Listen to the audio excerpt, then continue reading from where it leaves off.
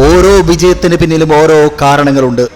ഇതാ തമിഴ്നാട് മുഖ്യമന്ത്രിയായി സത്യപ്രതിജ്ഞ ചെയ്ത ജോസഫ് വിജയിന്റെ വിജയത്തിന് പിന്നിലുള്ള കാരണം വെളിപ്പെടുത്തിയിരിക്കുന്നു പിതാവ് ചന്ദ്രശേഖർ.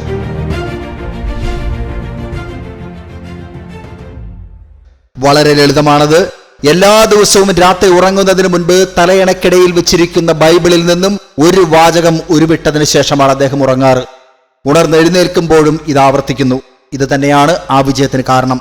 ദിവസവും 16 മണിക്കൂറോളം പ്രാർത്ഥിച്ചിരുന്ന അമ്മൂമ്മയിൽ നിന്നാണ് ഈ പ്രേരണ അദ്ദേഹത്തിന് ഉണ്ടാവുന്നത്.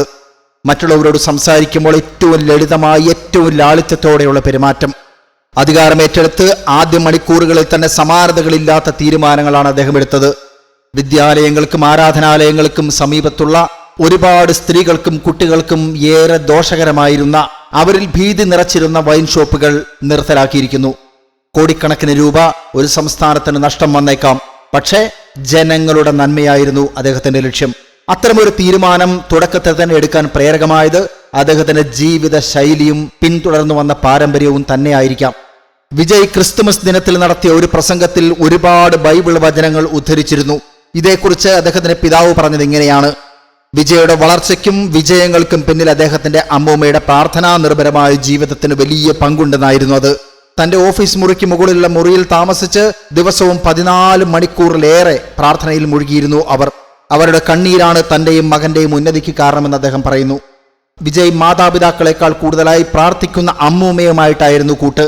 സ്വന്തമായി മുറിയുണ്ടായിട്ടും അദ്ദേഹം സദാസമയവും പ്രാർത്ഥിക്കുന്ന അമ്മൂമ്മയ്ക്കൊപ്പമായിരുന്നു കിടന്നുറങ്ങിയിരുന്നത്. ആത്മീയതയിലും സ്നേഹത്തിലും പൊതിഞ്ഞ ആ വളർത്തൽ രീതിയാണ് വിജയ് എന്ന വ്യക്തിയെ ഇന്നത്തെ തമിഴ്നാട് മുഖ്യമന്ത്രിയെ വളർത്തിയെടുത്തിരിക്കുന്നത്. തന്റെ കുഞ്ഞിനെ ദൈവ വഴിയിൽ വളർത്താൻ ഒരു അമ്മൂമ്മ കാണിച്ച ആ നിഷ്കർഷയാണ് ഇന്നൊരു ജനതയുടെ നായകനായി അദ്ദേഹത്തെ മാറ്റിയിരിക്കുന്നത്.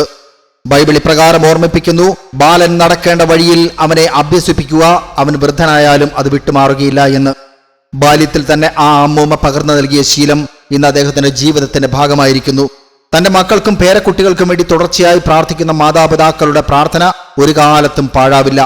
ദൈവകൽപ്പനകൾ അനുസരിക്കുകയും ദൈവഭയത്തിൽ മക്കളെ വളർത്തുകയും ചെയ്യുന്നവരുടെ മേൽ ദൈവാനുഗ്രഹം തലമുറകളോളം നിലനിൽക്കും.